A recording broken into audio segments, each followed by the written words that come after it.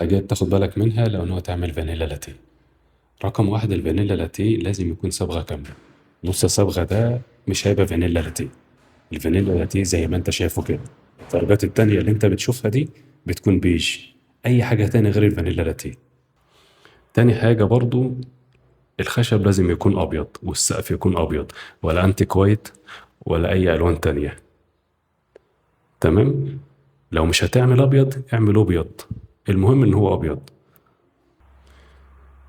طبعا ده اللون البني عشان ده باب شقة، بس واخد بالك ان هو مش راكب قوي مع الفانيلا لاتيه. الفانيلا لاتيه زي ما اتفقنا، عايز تعمل لون الخشب بتاعه اعمله ابيض.